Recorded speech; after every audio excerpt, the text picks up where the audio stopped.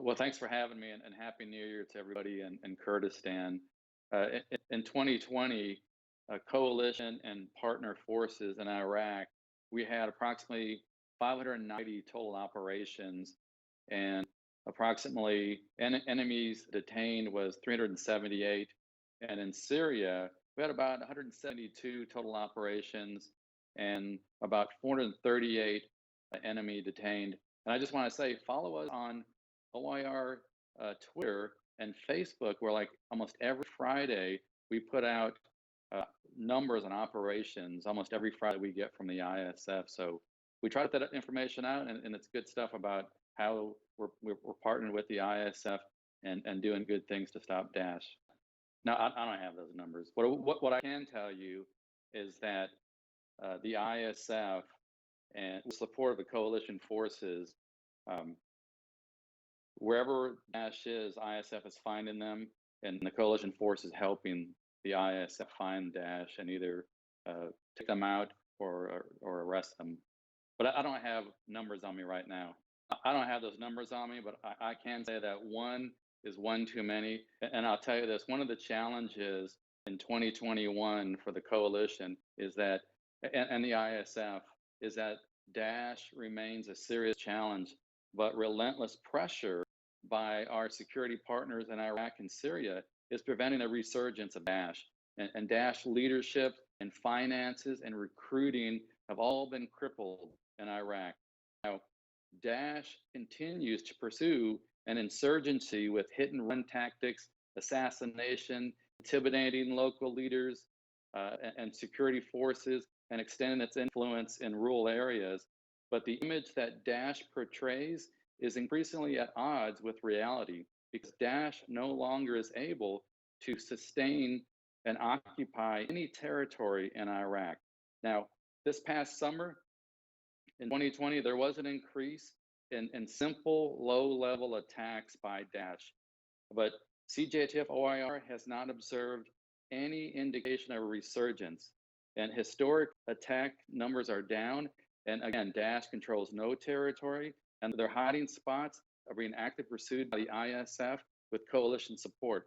And there is a misconception that Daesh or outlaw gangs are attacking U.S. convoys that are bringing supplies to U.S. bases in Iraq. That's not correct. These outlaw gangs, they are attacking Iraqi contracted civilian logistic convoys driven by Iraqi civilians attempting to earn a living and provide for their families.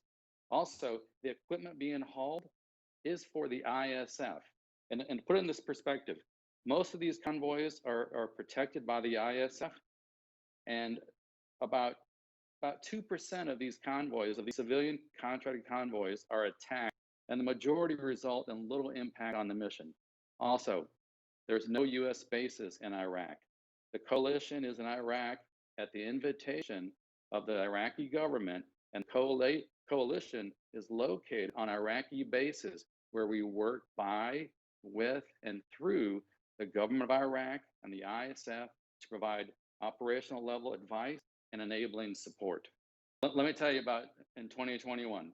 So CJTF-OIR, we're in Iraq by the invitation and operate in close coordination with the government of Iraq in full respect of Iraq's sovereignty. Our mission has not changed.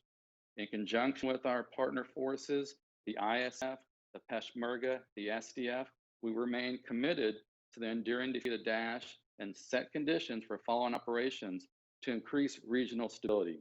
So we'll continue to provide mentorship and operational senior level advice, and we'll provide planning, intelligence, logistics, and air power. Now, how do we help out the Peshmerga in Kurdistan? We have what is called the Counter ISIS Train and Equip Fund. We call it CTEF, and it's in support of the government of Iraq's ongoing fight against Daesh, and OIR oversees the execution of this fund. It's a U.S. Department of Defense funded program, and it does not include the U.S. Department of State's Security Assistance Program. And all commanders who are divested equipment are properly vetted by the U.S. Department of State and the U.S. Department of Defense. So in November, through the CTF, over $6 million in supplies and equipment was divested into Kurdistan and the Peshmerga. And I'll provide you an example. This week, OIR is scheduled to divest over 93 vehicles to the Peshmerga. It's like 50 land cruisers, 20 armored tactical vehicles, 12 ambulances, and 11 Humvees. Also, last month, we gave over 40 vehicles that were dispersed to the Peshmerga Brigade. So a lot of support is coming from the CTF program into Kurdistan. Yes, we will. This program is, remains unchanged, and it's funded up until, I believe, 2022. So there's still this fund going, and the mission remains the same. We're gonna work with our partners, the ISF, the Peshmerga, the SDF. We remain committed in that enduring defeat of Daesh.